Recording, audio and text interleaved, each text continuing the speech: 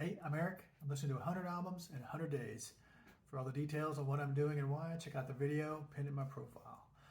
Well, here we are, day 100, final day of this little project. Today I listened to the 1989 album Disintegration from The Cure. Never have I listened to a Cure album. They weren't even on my radar in the 80s. And I think I mentioned this when I listened to the Smiths or to maybe Morrissey. I was talking to one of my best friends from high school about this project several weeks ago, a month ago, I guess, or longer. And we were just going over some of the album choices on the list, and he made the comment because he'd actually had just seen The Cure in concert. I believe in Austin, maybe. Has to be Austin. And he was saying how good they were, how good the show was. And he made the comment that in the 80s, people like he and I were so into our hair bands and our pretty boys and our guitar players that other types of bands that were equally as good just weren't on our radar because we were so wrapped up in our hair bands. And it's a true statement. And so, yeah, I never listened to The Cure before. I've heard a couple of their songs. There's one on this album called Love Song that I've heard, and then the other one is I don't even know the name of it. Is it called Friday I'm in Love? That's not the name of it. I know that's not the name of it. Anyway, I've had no experience with The Cure other than what they've had on the radio. All that to say that. So I had no idea what to expect from this album. And I was literally shocked at what I heard. There's 12 songs on this album. Half of them are over 6 minutes long. Half of the songs are over 6 minutes long. One of them's 9.5 minutes long. This was not what I expected from The Cure. There's just layered keyboards, layered guitars, lots of effects on their guitars. It's a very lush production at some points. Very dark and kind of depressing, which after I read about it, makes a lot of sense. Robert Smith, the guitar player and lead singer and principal songwriter, after their previous album, which was I think called Kiss Me, Kiss Me, Kiss Me, maybe. He was unhappy with their success and popularity. I mean, who wouldn't be if you sell 1 million records? I hate this. He was unhappy with their success and popularity, and so he wanted to write an album that was more. First of all, he declared that their record label did not get The Cure, and so he wanted to record an album that was more what The Cure was, I guess, in the beginning before their success. And he also, to deal with his depression and his disdain for their success, started taking LSD again on a regular basis. And what came out of all that was this album.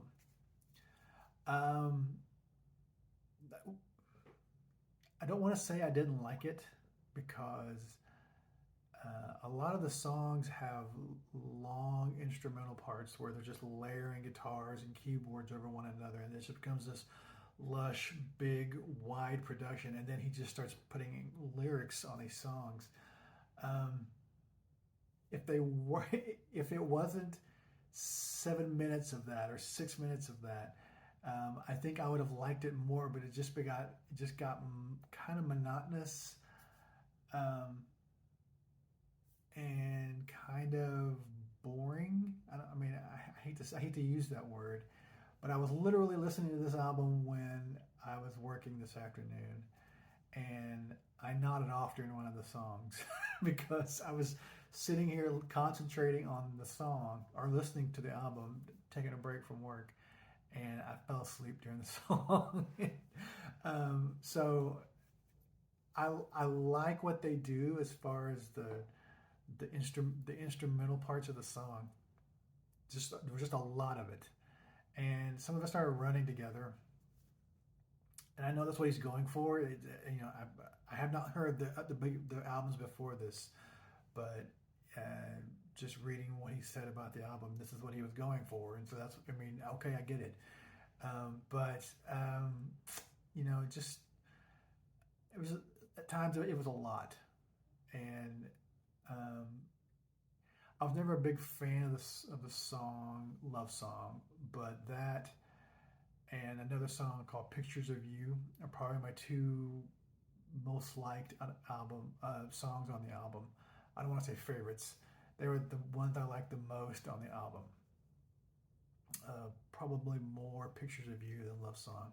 Like I think I just said a minute ago, I was never a huge fan of that song, but off of the entire album, those two are my favorite, or best liked. Sorry. Um, yeah, I didn't know what to do with it. It's there was a couple of the songs. If they had just stayed instrumentals, they would have been great, and if they'd been a little shorter, and they would have been great. But then I don't know. It after they've been going on for 3 minutes in instrumental mode, and then he starts adding lyrics to it. It's just kind of jarring at times. Like I said, it's a very depressing album. He was very depressed when he wrote the lyrics, which I get. You can feel this depression in the songs at times, which you know, having having experience with not only my own depression but other people's depression in my family, it very much feels like depression. So he gets that point across great. But I didn't know what to do with the album. I don't know that I'll ever listen to it again. I wish there were ways to cut pieces out of songs and take that with you, because there were several times in some of these songs, even when he was singing, that I liked that part, but as a whole, the song just didn't work for me. So that's a lot of rambling about one album to say I probably won't listen to it again.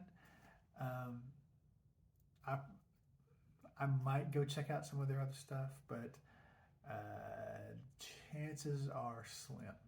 So if you're a Cure fan, sorry, it just on the whole it didn't work for me.